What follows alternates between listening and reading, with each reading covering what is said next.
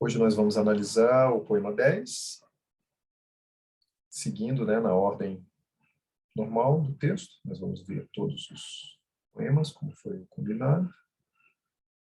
E nós identificamos nesse poema, né, esses temas da lista do Jorge Sinedino, que eu tenho utilizado: fêmea, água, mãe, fraqueza, unidade e virtude. Mas eu identifiquei também outros temas, lendo o texto, né? Tem referência à não ação e não conhecimento, e tem uma discussão densa de meditação e alquimia interna como pano de fundo, né? O texto não exatamente está dando instruções de meditação, mas ele vai supor, né, mais uma vez, que o leitor está atento a essa discussão para dizer certas coisas, né? Então, eu incluí também na minha lista a não ação, não saber, meditação e alquimia interna. Como sempre, nós primeiro temos aqui uma amostra do texto, né, com os pictogramas chineses, chinês clássico, e no pinyin, né, porque a gente vai consultar depois na análise dos versos, e vamos comparar as traduções, né, porque nossos tradutores optaram por certas soluções para traduzir o texto em chinês, né, tem algumas divergências que eu vou mostrar para vocês. Como eu não sou um leitor de chinês, um falante de chinês, eu não vou me atrever a ler o pinyin, eu vou simplesmente usá-lo para a nossa análise posterior. Vejam, né, assim, pela amostra visual, que esse é um texto mais longo, né? O nosso poema anterior tinha 5 ou 6 versos apenas, esse tem muito mais. Eu vou ler primeiro para vocês as 3 traduções. Então, a primeira tradução do mestre taoísta Wu Zixing, né? Quem conduz a realização do corpo por abraçar a unidade pode tornar-se indivisível. Quem respira com pureza por alcançar a suavidade pode tornar-se criança. Quem purifica através do conhecimento do mistério pode tornar-se imaculado. Ame o povo e governe o reino através do não conhecimento. Ilumine e clareie os 4 cantos através da não ação. Abra e feche a porta do céu através da ação feminina. O que gera e cria, gera, mas sem se apossar. Age sem querer para si. Cultiva, mas sem dominar. Chama-se virtude misteriosa. Misteriosa virtude. Aqui nós temos a tradução mais recente do Tio Iti. Quem abraça a unidade no seu corpo e espírito não poderá tornar-se íntegro. Quem reúne o sopro vital na suavidade não poderá tornar-se como recém-nascido. Quem se purifica com a visão do mistério não poderá existir sem imperfeições. Quem ama o povo e governa o reino não poderá agir através da não ação. Quem abre e fecha a porta do céu não poderá tornar-se feminino. Quem ilumina as 4 direções não poderá existir através do não saber. Gerar e cultivar. Gerar sem se apoderar. Agir sem depender. Conduzir sem dominar. Eis o que é a virtude misteriosa. A tradução final do Jorge Sinedino, né, sempre com essa pegada mais explicativa e menos preocupada com a métrica. Deixa de transportar por tua alma pô, quando protegida pelo espírito rum. Abraça a unidade. Ser capaz de mantê-la indivisa. Concentra tua energia vital até alcançar um estado de delicadeza. Ser capaz de tornar-te um recém-nascido. Ablui e purifica teu observador profundo. Ser capaz de não ter nódulo algum nele. Zela teu povo, governa teu feudo. Ser capaz de praticar a inação. As portas do céu abrem-se e fecham-se. Mostra teu poder de agir como uma fêmea. Faz com que o brilho branco atinja os 4 cantos. Mostra teu poder de permanecer oculto. Dá-lhes vida, nutre-as. Dá vida às coisas, mas não toma posse delas. Obra, sem expectativas. Faz com que as 10.000 coisas cresçam, mas não as ceifa. Eis o que se diz ser a virtude misteriosa, misteriosa virtude. Bom, então agora vamos à nossa análise, né? Na edição padrão, esses 2 primeiros versos, né, os 2 primeiros versos, que formam uma frase com uma pergunta, foram traduzidos assim pelos nossos tradutores, né? Quem conduz a realização do corpo, por abraçar a unidade, pode tornar-se indivisível. A tradução do Wu Jixin. Quem abraça a unidade no seu corpo e espírito, não poderá tornar-se íntegro, Tiu e Ti. Deixa de transportar por tua alma pô, quando protegida pelo espírito Rum. Abraça a unidade, ser capaz de mantê-la indivisa. Né? Essas traduções são bem diversas, né, no seu sentido, e isso se deve ao fato de o texto em chinês, como eu já disse a vocês, ter várias versões. Né? O Clássico do Caminho da Virtude teve várias edições, e isso muda a redação. Né? Bom, mas vamos começar por esse tema de abraçar a unidade, que aparece, né? Que aparece nos nossos 3 autores. Né? A expressão é Bao Yi. Esse termo é equivalente a guardar a unidade, que é o termo antigo, mais antigo para meditação taoísta.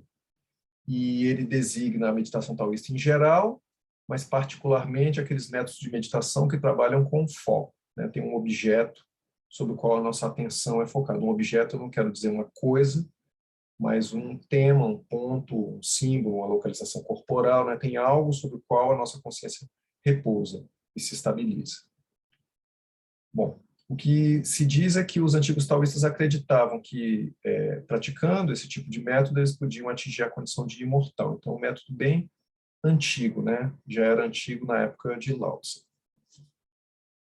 Quanto às referências à realização do corpo, unidade de corpo e espírito, e deixar-se transportar pela alma pô, protegida pelo espírito Rum, todas essas traduções se referem aos 3 primeiros caracteres, né, no primeiro verso, né, porque aqui a gente estava discutindo o abraçar a unidade, que é o final dessa primeira frase. Aqui se trata, de fato, né, esse pô que está aqui é a alma pô, consequentemente as 7 almas pô, né, na concepção taoísta, que é a alma corpórea, aquele componente espiritual residente nos pulmões.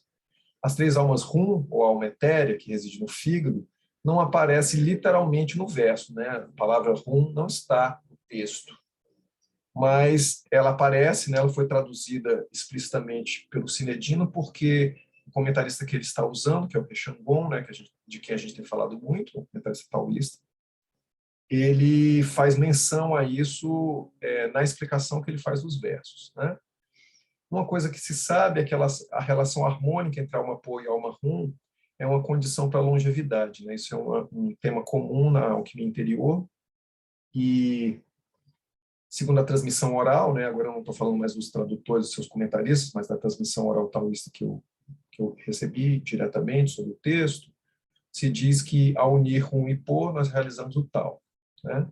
Eu tive a curiosidade aqui de incluir mais uma tradução. Essa tradução estava no francês, ela é de um pesquisador, né, da tradição taoísta que também é sacerdote taoísta. Eu incluí essa tradução porque ela me parece bem precisa e fiel ao sentido taoísta do texto.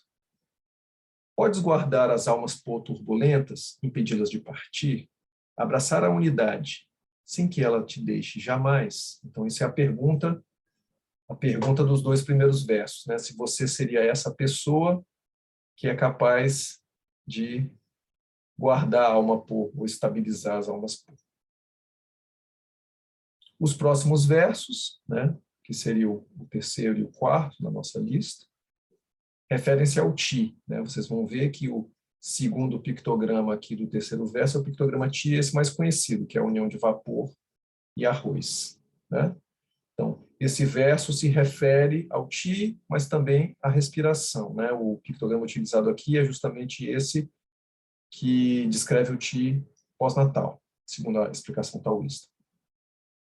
E as traduções são as seguintes: quem respira com pureza por alcançar a suavidade pode tornar-se criança. Quem reúne o sopro vital na suavidade, sopro vital talvez é mais preciso aqui do que respirar, né? Não poderá tornar-se como recém-nascido. E a terceira, concentra a tua energia vital até alcançar um estado de delicadeza, ser capaz de tornar-se um recém-nascido. E a tradução também do Christopher Skipper, que eu completei aqui. Podes concentrar tua respiração e deixá-la suave, a ponto dela se tornar a de um bebê? Então, essa é a tradução que eu estou fazendo do francês.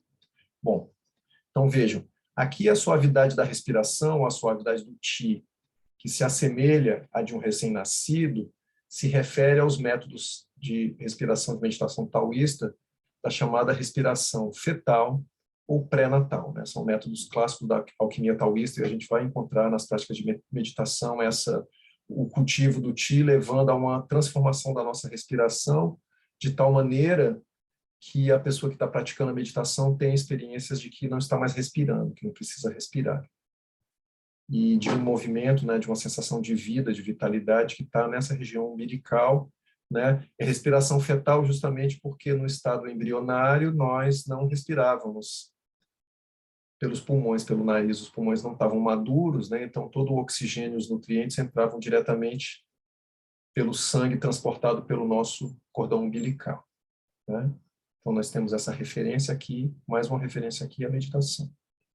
Os próximos versos: quem purifica através do conhecimento do mistério pode tornar-se imaculado.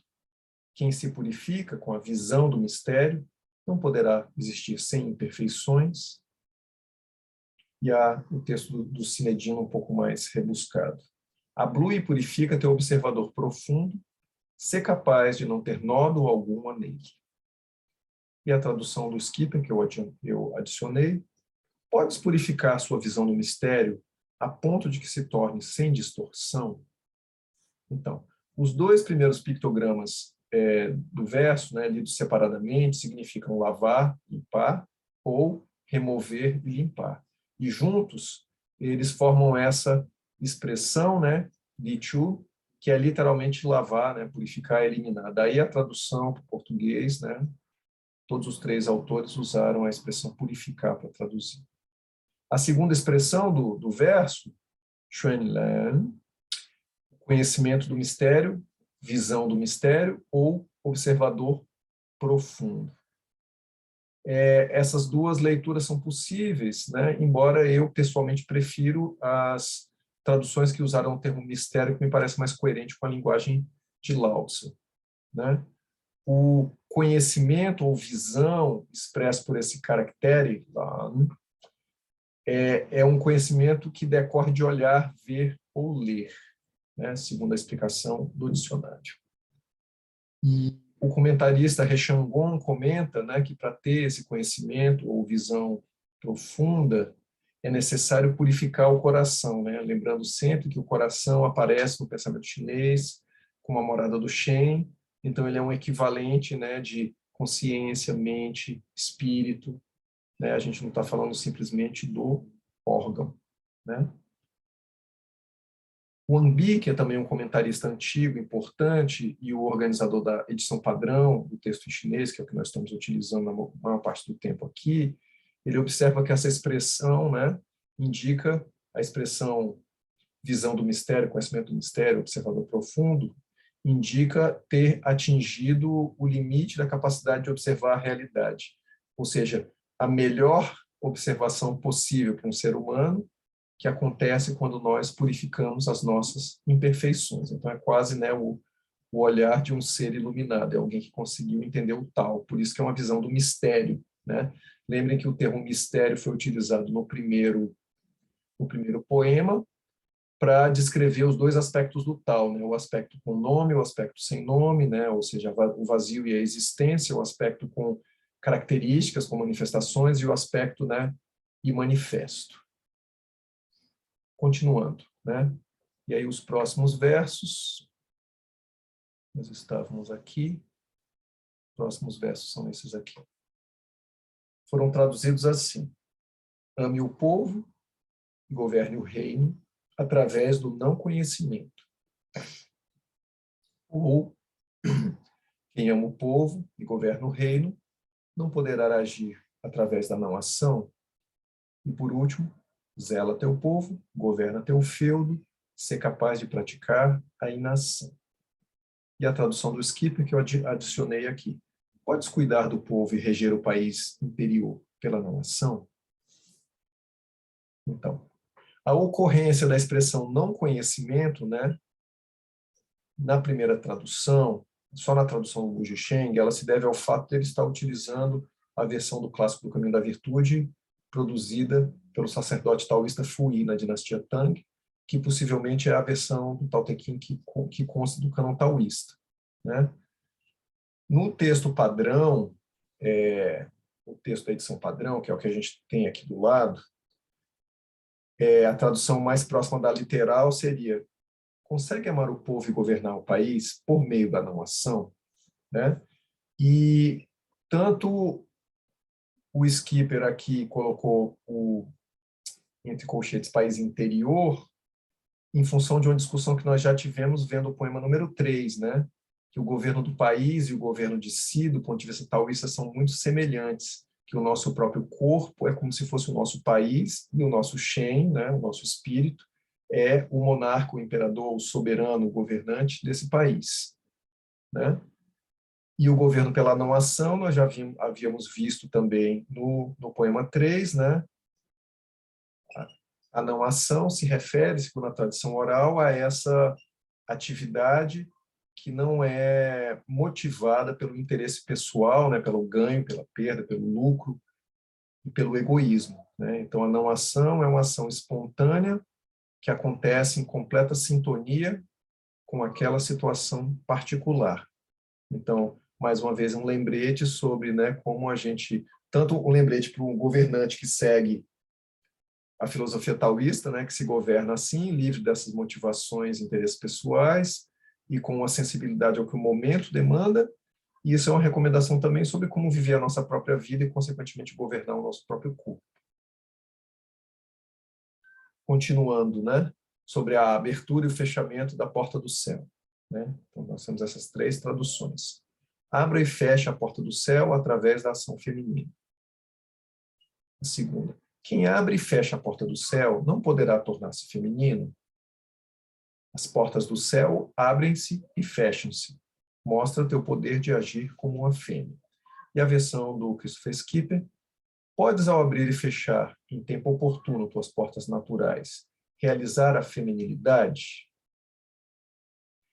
Vejam que na tradução do Wu Sheng houve uma inversão entre esse verso sobre a porta do céu e o verso seguinte sobre clarear os 4 cantos, né? Tem uma inversão que, de novo, se deve à versão do texto em chinês que ele está utilizando, né? No caso, aqui tem muita coisa para explicar, né? Esse verso é um verso mais complexo, né? Eu vou começar pelo tema da ação feminina, tornar-se feminino, ou agir como uma fêmea, ou realizar a feminilidade, né? Em todos os casos aqui, essa expressão se refere né, ao observar ou abrir e fechar as portas do céu, manifestar os atributos yin, né? Os atributos da quietude, da serenidade, da receptividade, da maleabilidade. Abrir e fechar a porta do céu, né? Então é a próxima expressão que eu vou explicar, ela se refere à circulação do Qi, Yin e Yang na natureza. O He Shanggong, que é o comentarista utilizado pelo Sinedino, associa essa expressão, portas do céu, em primeiro lugar, à estrela polar, né? Uma estrela importante na astrologia chinesa, justamente porque essa estrela que marca, né, o norte, e é uma estrela que não se move, as outras estrelas giram em torno dela, e ao Palácio das Sutilezas Púrpuras, que na cosmologia chinesa antiga é uma das 3 seções do espaço celeste, e é a seção justamente associada à corte imperial, porque é como se o céu fosse igual a uma cidade. Aí você tem o Palácio do Imperador, o mercado, você tem diferentes seções no desenho do céu. Então, as portas do céu, e abrir e fechar as portas do céu, se refere a ciclos naturais de abertura e fechamento da circulação de Yin e Yang no céu. Mas também se refere a abertura e fechamento de conexões com a energia da natureza no nosso próprio corpo, né? Nesse sentido, a tradição oral explica que a porta do céu é o ponto Bai Hui Shui, né? O VG20, sem reuniões, que nos conecta com a energia dos 10 troncos celestes. E na explicação ainda oral se diz que quando nós temos muitos desejos e pensamentos, essas portas, tanto a do céu quanto a da terra, elas se fecham, e quando nós sonhamos, a porta se abre. Cinedino cita, numa nota de rodapé, o clássico das imagens interiores do Pátio Amarelo, que dá mais uma outra informação, dizendo que as portas do céu são o ponto entre as duas têmporas. Bom, se nós pegarmos, as têmporas estão aqui, entre as duas têmporas, né? Possivelmente, então, as portas do céu também poderiam se referir à chamada Porta da Fêmea Misteriosa, que foi mencionada no poema 6, e que na transmissão oral taoísta é o Tianmu, o olho celestial, né? O ponto entre as sobrancelhas. Próximo verso. Foi traduzido assim: ilumine e clareie os quatro cantos através da não-ação. Ou, quem ilumina as quatro direções não poderá existir através do não-saber? Ou ainda, faz com que o brilho branco atinja os quatro cantos, mostra teu poder de permanecer oculto. E a tradução do Christopher Skipper, por fim. Podes, pela luz branca, clarear todas as regiões do espaço interior no não-saber? Ou ainda, né? Resumindo tudo isso, eu fiz essa tradução lendo o texto em chinês. Podes alcançar os quatro cantos com a luz branca do não-saber? Então, vejam, porque eu estou colocando em colchetes aqui. Aqui aparece o número 4, né? Mas não aparece nenhum canto, né? No texto em chinês não tem cantos.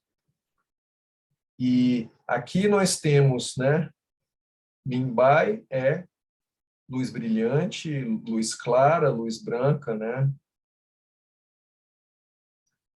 Por aí vai. E o não saber está aqui no final, né?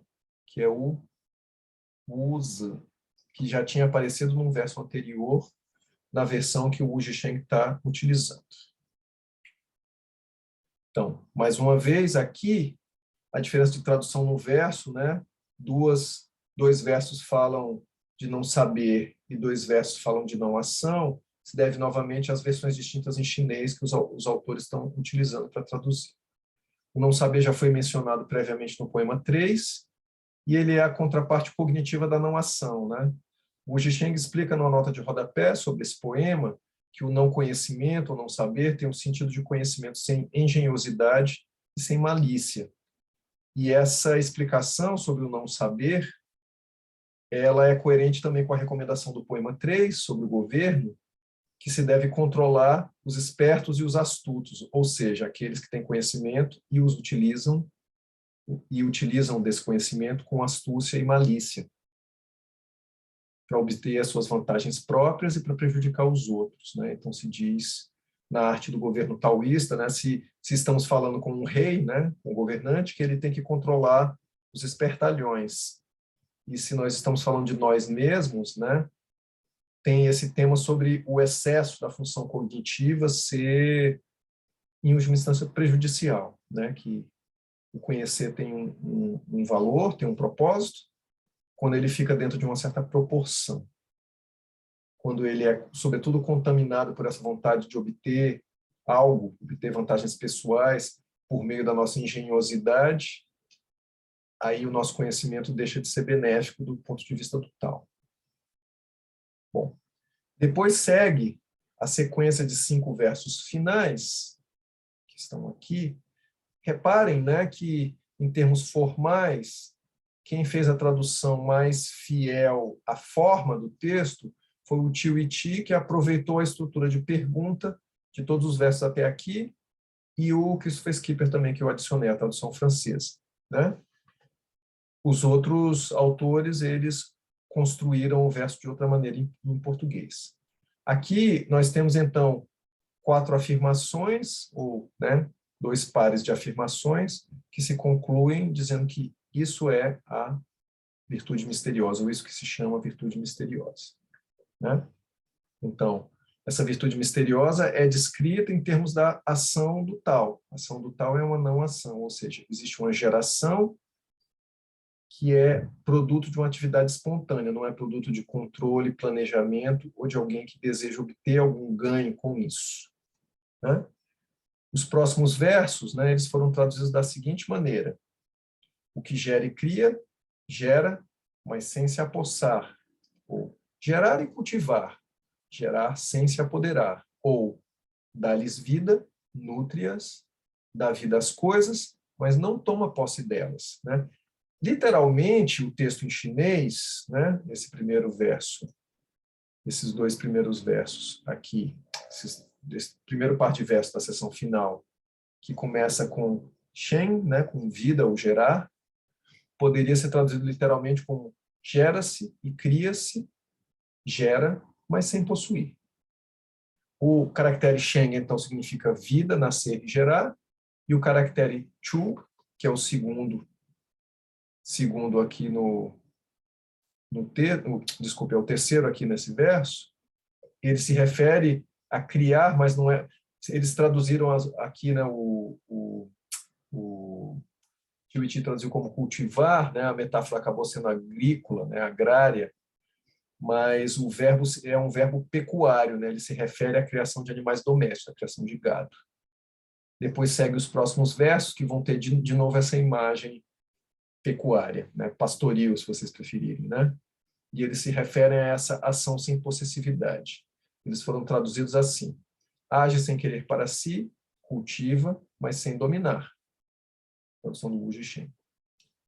Agir sem depender, conduzir sem dominar. A tradução do Tio Iti. Faz com que as 10.000 coisas cresçam, mas não as ceifa. Obra sem expectativas. A tradução mais longa do Sinedinho.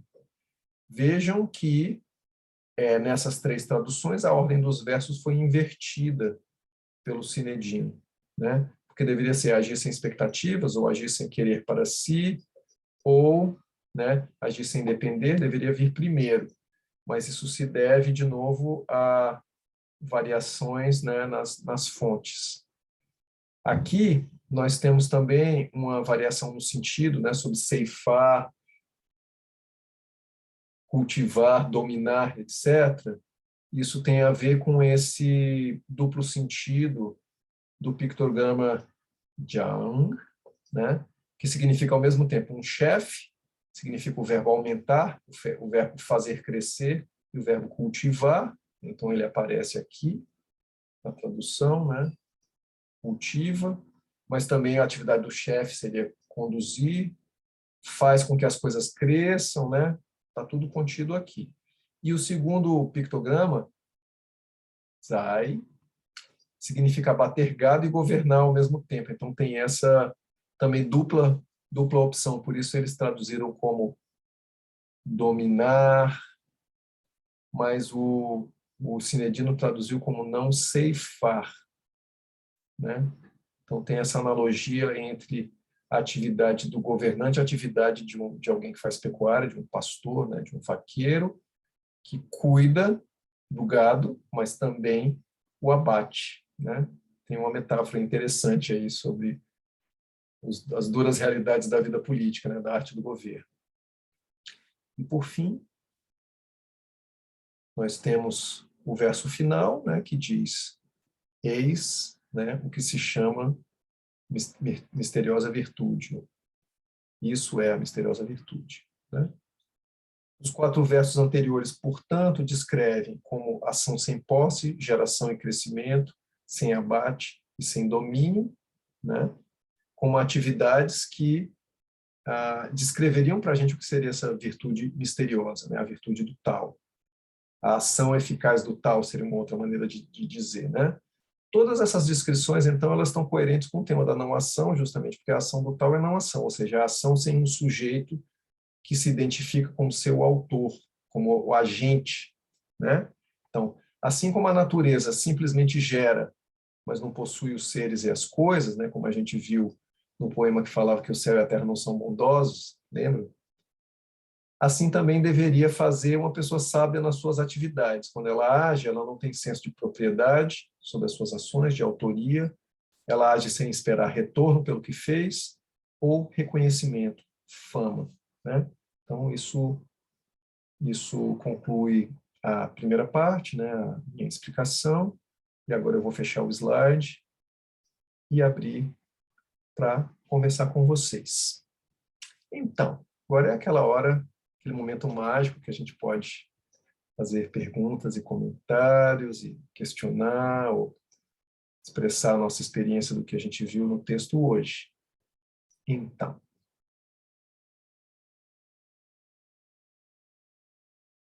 quem quer começar?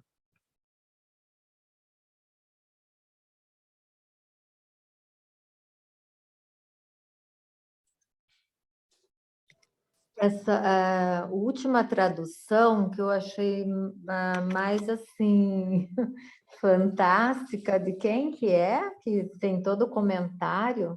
Essa extensa, eu vou mostrar aqui para você na tela. Essa tradução aqui é a do Giorgio Cinedino, é uma edição da editora Unesp, e ela é grossa assim porque tem o poema, o comentário clássico do Rechangon, né, O Sábio às Margens do Rio, que é um dos comentaristas taoístas antigos, e mais um monte de nota de rodapé. Né? Do ponto de vista, assim, digamos, estético, não é a mais bonita, mas ele agrega muita informação extra, né? Uma boa tradução. As outras traduções, né, como você está chegando hoje, deixa eu te mostrar. As outras traduções que eu estou usando são essas aqui. Essa aqui Tá, essa eu conheço, de o Tao Te Ching, eu tenho do Chern, né? Sim. Mas eu não conhecia essa, que eu estava fazendo exatamente isso que você está fazendo, querer traduzir e comparando, né? Isso que eu achei interessante, que a gente começa uma coisa e aí encontra alguém que já até fez, né? Obrigada pelo... Gostei muito, muito Legal, bacana. legal. A gente ainda pode conversar agora, a gente tem mais uns, né, uns bons 20 minutos aí, 25, para conversar sobre os conteúdos também, sobre o que a gente viu, né? Já estou vendo aqui a Valéria pronta para fazer uma pergunta, um comentário. Você quer comentar alguma coisa mais, Gislene, antes de eu passar a palavra para ela? Não, pode passar, obrigada. Nada. É, Vamos boa lá. noite. Primeiro comentário que esse poema merecia umas 2 aulas, não uma, né? É muito conteúdo, mesmo voltando aos grandes princípios, principalmente o da não-ação, com certeza, né? Isso acompanha toda a leitura até hoje, isso já não é mais uma novidade, né? Sim. Mas eu queria, assim, fazer um comentário, que não sei se tenha... Enfim, não vamos se excusar. Pela primeira vez, esse poema me trouxe a imagem muito clara da própria prática do Tai Chi. Muito, né? Você faz, mesmo com as portas do céu, a imagem daquele ponto, né? No centro da cabeça, é uma referência. Os 4 pontos iluminados, o Tai Chi longo, né? Enfim, a respiração, voltar a essa respiração pré-natal, novamente, a nossa respiração taoísta, enfim, foi uma coisa que na sua leitura e na interpretação, o pensamento voltou sempre nisso. Hoje não teve uma referência ao I Ching, mas muito forte ao Tai Chi, né? Sim, as práticas taoístas de maneira geral, né? Inclusive, se eu bem me lembro, talvez eu esteja enganado, mas eu tenho a impressão que o mestre Liu Pailin lia esse poema, lia essa expressão abraçar a unidade como... Abraçar a árvore, né? Imaginei. Por enquanto isso, José, acho que a coisa mais forte que mais pegou para mim foi isso, né? Para mim ficou bem evidente o que eu tenho dito a vocês, e já tinha aparecido, né, quando a gente fez a introdução do curso, que, né, assim, eu volto sempre à minha hipótese, né, que tem um autor, né, essa ideia de uma coletânea de provérbios, de um autor apócrifo, talvez é porque eu sou taoísta, não me convence muito, né, eu tendo a achar que tem uma pessoa que fez isso aí, né, mas, indiferente disso, quem quer que tenha escrito o texto, né, mas eu penso que tem um cara que depois ficou conhecido como Lao Tse por trás disso, o pano de fundo da conversa, né, o intertexto necessário para entender esse pensamento filosófico é, de fato, essa dimensão toda, né, da meditação, da alquimia interior, né, porque na época ainda não tinha o Tai Chi Chuan, como a gente entende hoje, sistematizado em 500 antes de Cristo, né? Mas tinham práticas já da harmonia de Yin e Yang. Então, no sentido do mestre Pailin, a gente poderia dizer que são práticas do Tai Chi, né? mas não é ainda o Tai Chi Chuan, não é ainda o Qigong moderno, o que a gente conhece hoje como Qigong, mas são exercícios que têm por trás tanto essa visão filosófica taoísta como um conhecimento de medicina, que são exercícios do cultivo interno, né? São exercícios de longa vida, exercícios de equilíbrio de yin e yang, de equilíbrio dos 5 elementos, e exercícios que visam uma transformação da consciência, né? Essa ideia, né, de alcançar o estado de imortalidade, às vezes ela aparece de uma forma mais literal, e mais, assim, a gente poderia dizer folclórica, né? Daí a pessoa viveu 1000 anos e tal, mas num sentido mais profundo e na própria transmissão taoísta contemporânea, quando a gente ouve os mestres, né? Os tipos superiores de imortal são seres iluminados, né? Não são simplesmente pessoas que vivem muito ou vivem para sempre, né? Não morrem nunca, né? Então tem esse pano de fundo sobre tudo que ele está falando, né? Não é só também, porque quando a gente pensa, né, texto filosófico, parece que é um texto para nutrir Hermético. o intelecto, são conceitos. E muitos desses textos antigos, eles vão além disso, né? Claro que tem uma dimensão que a gente pode discutir, conceitual, terminológica, histórica, filológica, né, da história da língua chinesa, do uso dos pictogramas, da estrutura literária, né, os versos, o tamanho do verso, o tipo de rima, de paralelismo, porque se a gente olha o texto novo chinês, vocês vão ver que tem uma grande simetria, né, aquele texto com perguntas tem uma repetição, né, um texto realmente feito para composto de tal maneira que depois você recita e você lembra, mesmo que você não tenha um livro, porque não era todo mundo que tinha livro na antiguidade, né? Então esses textos eram compostos em versos para poderem ser lembrados. A pessoa depois tinha o livro, estava na memória, né? Mas tirando tudo isso, né? É um tipo de pensamento que ele sempre aponta na direção desse não saber, né? Desse não pensamento, desse estado vazio, contemplativo, que só faz sentido quando a gente atenta que por trás dessas palavras tem um mestre de meditação, por trás dessas palavras tem um mestre, né, de Taoyin, de Qigong, tem alguém com uma experiência profunda, né, de compreender essa circulação do Qi na natureza não como um empreendimento meramente enciclopédico, intelectual, analítico, mas como uma experiência vivida, né? Eu acho que isso é fundamental para a gente ter uma compreensão adequada do texto, né? Isso eu acho que é o que eu quero sublinhar. Perfeito. Fantástica essa sua última fala. Vou te explicar melhor. Acho que nesse poema eu consigo entender um pouquinho mais o não conhecimento, a não ação, nessa astúcia, nessa malícia, nessa ideia do não, o olhar aberto. Sim, Obrigada. de nada.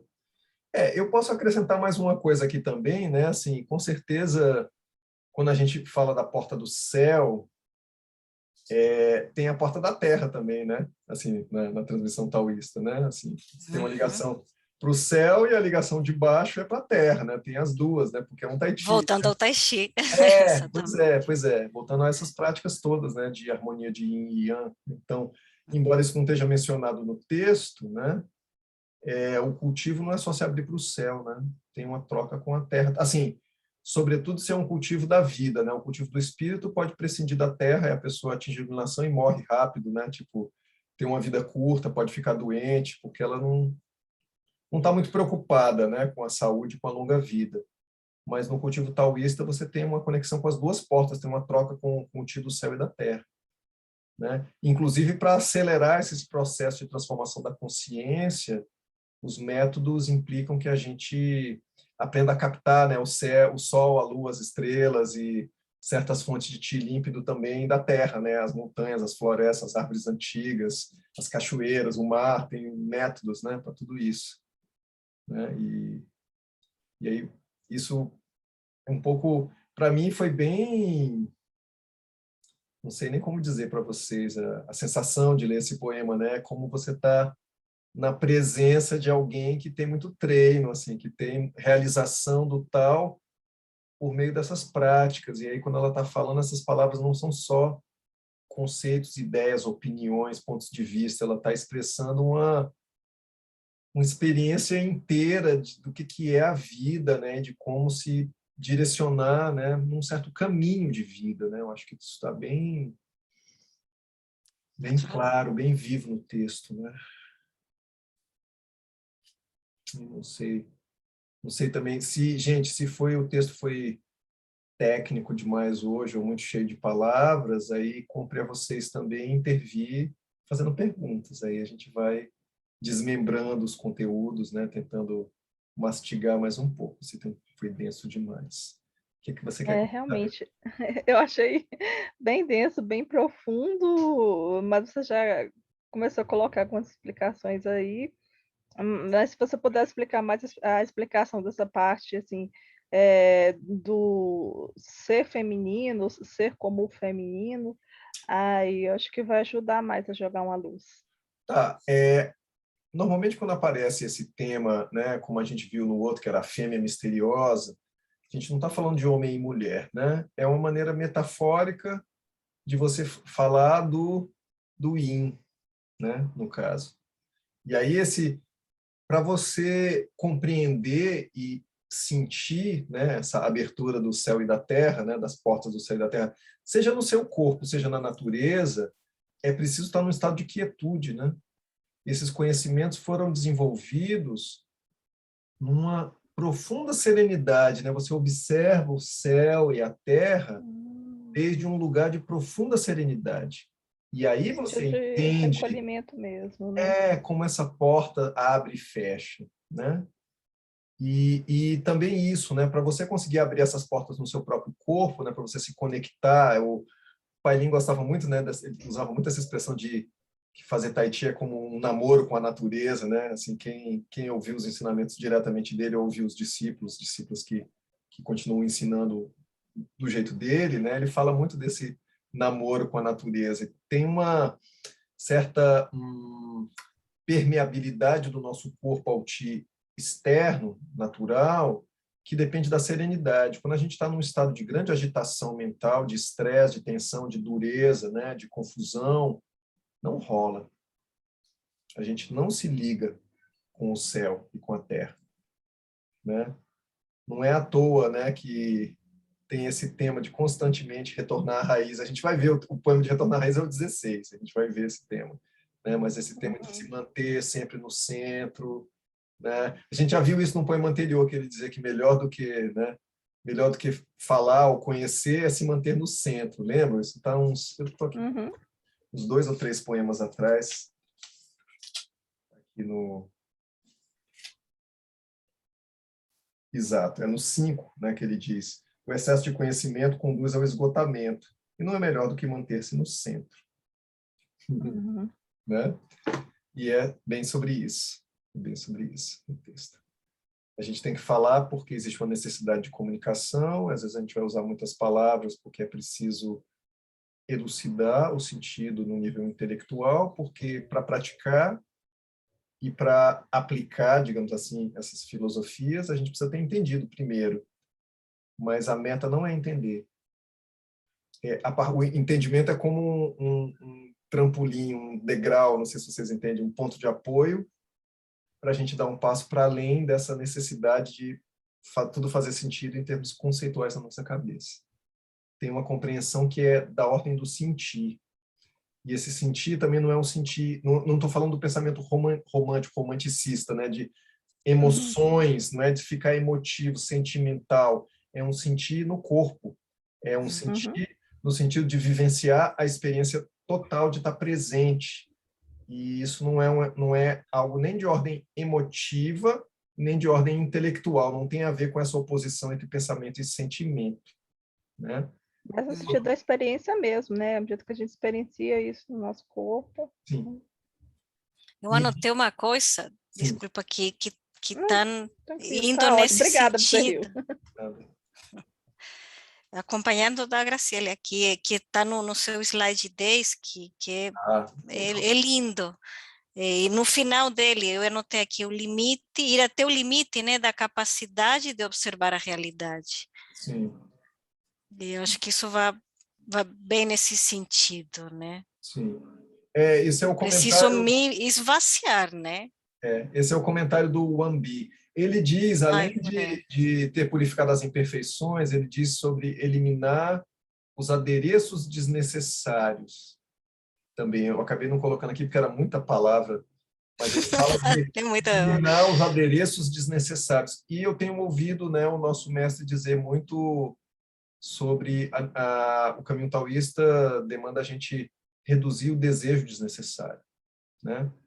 Tem uma parte retirar nossos excessos, né? tem uma parte do desejar que é necessária à vida. A gente está vivo, tem necessidades, mas essa vida de consumo, que é a vida contemporânea, tem muitos desejos desnecessários, tem muita coisa que a gente poderia viver melhor sem, e a gente vive mal porque não tem, achando que deveria ter, né? Então tem realmente um modo de vida coletivo que é suicida, né? A gente está destruindo o planeta para possuir em excesso o que não era necessário possuir, né? Isso o texto é tão atual, né? Quando ele, no poema passado, ele falava dessa coisa, né? De que uma sala cheia de ouro e jade não pode ser guardada, né? Esse acúmulo de excesso de riqueza, né? A gente não vai conseguir manter isso. E, por cima disso, ainda com o capitalismo contemporâneo, a gente ainda vai, nesse processo, talvez destruir o planeta, tentando possuir tudo isso, né? Satisfazer nosso desejo de possuir tudo isso, né? De fato. Não, uma das coisas que mais me revolta, a produção voltada para o lucro, não para a necessidade. Exato. Quando eu vejo essas reportagens assim de empresa, tipo, queimando estoque, que prefere destruir do que doar, ou então baixar os preços para manter sempre o preço alto, gente, eu fico assim, sabe, Sim. revoltada. E fora isso mesmo, que cria necessidade que a gente não tem, a gente sai consumindo, às vezes, loucamente, assim, né? A gente se observa. E todo esse É bem atual. maquinário, né, simbólico, assim, da rede social, da publicidade, das mídias, né, do equivalente da TV e do cinema, tem várias coisas hoje, né, os aplicativos de filme, série, etc., estão constantemente gerando, né, desejos de estilo de vida. E aí as pessoas Não, comprando objetos, elas estão comprando o sonho que aquele objeto representa, né? Isso, né, não é a coisa, mas é o que é que ela diz sobre mim como identidade e estilo de vida. E num processo infinito de ter que satisfazer isso e manter a sua identidade atual e melhorar, né? Sabe, tem uma coisa fantasmagórica muito estranha, né? Assim, até o não material virou consumismo. Você falando de aplicativos, tudo, lembrei. Serviço de streaming, né? O Netflix estourou, fez sucesso. Agora é tanto serviço de streaming que se você for querer acompanhar tudo quanto é filme, série bombado, você assina não faz mais nada. 20, 30 e fica por conta, né? Mas é onde entra a questão do excesso. A gente vai ver isso também no texto, né? Esse texto tem um poema sobre o excesso de estímulo sensorial ser nocivo, né? A gente vai chegar lá também. Que ele fala que sobre os 5 sentidos, né? E imagina, o cara estava falando isso em 400 não sei quanto antes de Cristo, já de que o excesso, né, de prazeres, de estímulo sensorial não faz bem para a gente. Não, e eu lembro uma tirinha que não deve ter 10 anos atrás e tal, assim, mas como eu já estudo veloz, já é antiga, mas foi como se fosse de outro dia, comparando o Huxley com o Orwell do 84, do Admirável no Mundo Novo, e falando que o Huxley ganhou, porque hoje as pessoas são dominadas pela distração, pelo excesso de informação, que às vezes você tira o foco do que é principal, não proibindo, mas colocando o banal para as pessoas, ou então o excesso de informação para as pessoas ficarem perdidas assim e não focarem na pressão, no que está sendo direcionado para elas fazerem tudo. Exato. Talvez E o cara falando isso, né, naquela época. Sim. Para mim, a atualidade desses textos antigos é que eles levantam as questões fundamentais, né? Afinal, o que é importante na vida? Né? Aquelas perguntas urgentes, né? Se eu morresse agora, o que eu realizei nessa vida? O que foi importante, realmente importante? Porque às vezes a gente se perde em tantas distrações do que a gente deveria ter sido ou poderia ter feito, mas o que realmente é central? Se eu soubesse o dia da minha morte, soubesse quanto tempo eu tenho, em que eu deveria investir meu tempo? Que é realmente importante. Isso, assim, obviamente a gente não vai saber, mas é um exercício para refinar a direção na vida, né? O que realmente tem importância, né? E esse exercício pegou forte, a gente viveu uma pandemia, então o nosso medo à morte, ele se fez muito concreto, né? Sim. Então, não à toa a gente está aqui também, não é só pelo futuro, né? Talvez deu aquela salutar Deu uma cutucada do mexidinha. destino. Então tem um pouquinho disso também, né?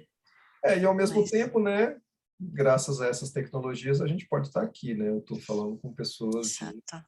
localidades diferentes, tem mais, né? Tem pessoas do estado de São Paulo, tem pessoas de Brasília, tem, né, pessoas do Sul, né, do Rio Grande do Sul, nesse grupo, tem pessoas de Goiás, né, de várias partes do país participando. Então, também tem suas vantagens, né? Isso permite a gente fazer coisas que a gente não poderia no passado. Mais alguma coisa por hoje, pessoal? Eu queria, quando você fala assim, nosso mestre fala sobre os desejos, você está falando de Lao Tse. Não, aqui é um pouco, né, piada interna, né? Como eu, o Ronaldo, a Valéria e mais outras pessoas no grupo somos da mesma escola, né? Não sei se você fez aula, conhece o Ronaldo, fez aula com ele, enfim, eu sou irmão de treinamento do Ronaldo, né? A gente é da mesma escola, então quando eu digo nosso mestre, eu estou pensando numa pessoa real, de carne e osso, né? Estou pensando na linhagem do mestre do Pailin e do filho dele, Liu Timin, que é o mestre atual, né, da escola.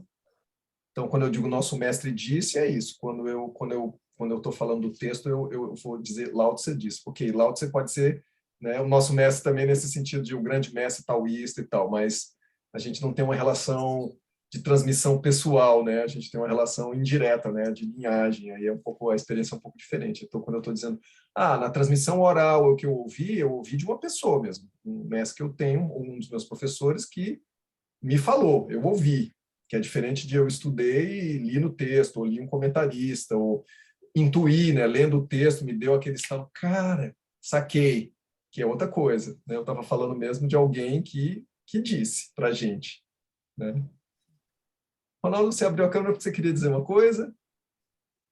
Não, mas eu ia dizer uma coisa, mas deixa ela de lado um momento para falar com a Gislene. É que o Liu Timin, ele acentua muito isso da pureza, da importância da pureza, que a gente até viu da purificação, que o texto fala, e dos desejos necessários, né? Para que a gente tenha muito cuidado com isso. Ele repete isso ano após ano. Desde que eu conheço o Liu Timin, ele repete isso sempre, né? Então, o que o Bezerro estava falando, né? Que o nosso mestre costuma relatar. Mas eu estava me lembrando o tempo todo nesse poema do meu primeiro professor. Eu digo meu primeiro porque eu tive antes dele alguns, mas que eu não considero como meu professor porque eu não escolhi, porque não estava de acordo com a minha expectativa. E o Newton, ele me falava muito dessas coisas no início, e isso alimentou muito meu espírito como professor posteriormente. E ele falava muito da importância de se aproximar o máximo possível da condição da criança, que isso é um dos princípios mais importantes do taoísta, né? Que é a origem, essa condição sem expectativa da mente e do coração como emoção, e essa questão mesmo da pureza, né, que a criança tem. O que ela precisa para ser? Simplesmente que ela tenha um ambiente de paz, de serenidade, né? E esse é o clima mais importante para que ela seja plena, né? Porque ela não precisa de tantas coisas quanto a gente à medida que a gente cresce. E a gente sempre treina para retornar o mais próximo dessa condição de pureza da mente, do coração, do espírito. E ele me falava tudo isso sempre e me veio, boiou durante toda essa leitura, E também me lembrei muito do mestre Liu Pailin, porque o Newton, ele me falava tudo isso pelo que ele aprendeu com o mestre. E o mestre era um exemplo típico disso, porque ele se parecia com uma criança, né? Na flexibilidade, no desprendimento dele, das questões da vaidade humana, que ele via nos próprios alunos, e ele brincava com isso, né? Nas pessoas, e eu ficava muito atento a isso. Então, tudo isso veio à tona. E você falou que você tinha o sentimento de quem estava falando tudo isso, era alguém que estava muito inteiro com essas coisas todas, né? Eu tive essa mesma sensação e foi muito comovente. Era como se eu tivesse, de fato, fechando os olhos e reverenciando mesmo esse ser, né? Tão coerente dentro de tudo isso, né? Que vem desde o primeiro poema e que se sedimenta muito neste, né? Muito lindo a sensação que eu tive e me fez voltar ao Newton, meu professor.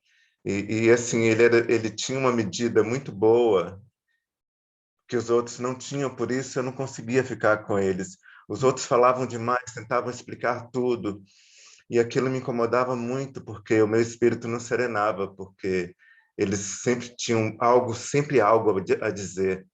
E com o Newton era diferente. Às vezes uma aula com o Newton era uma aula sem palavras. A gente chegava, praticava, mas quando ele tinha que falar alguma coisa para mim, era um momento, de fato, muito especial.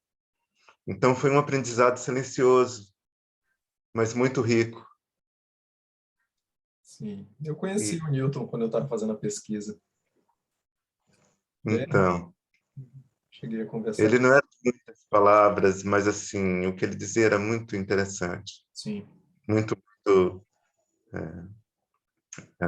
a respeito do que no momento estava acontecendo. Até onde a gente viu, só que Obrigada, Ronaldo. valeu, Ronaldo. Até onde a gente leu aqui, eu queria só comentar uma coisa, né? Porque tem essas teses, né, sobre a existência ou não de Lao Tse e tal. Sensação que tudo bem que a gente ainda está no poema 10, né, nessa nossa leitura em grupo aqui, mas a sensação que eu tenho até agora é que o texto está muito coerente, sabe? Eu não vejo, para mim não parece uma colagem de coisas que diferentes pessoas fizeram Arrebentos, né? aleatórias e foram compiladas depois. Sabe?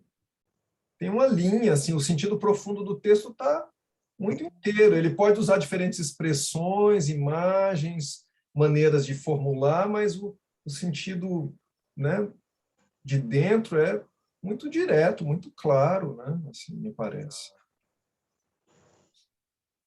Realmente parece que a gente está Exatamente. conversando com alguém, né? Assim, tipo... Isso, aquela mesma pessoa de lá do primeiro poema. Exato. Exatamente. Você encontrou um outro dia, o cara botou um chazinho ali, disse outra coisa, mas é a mesma Sim. pessoa. Bom, acho que, então, por hoje é só. Eu vou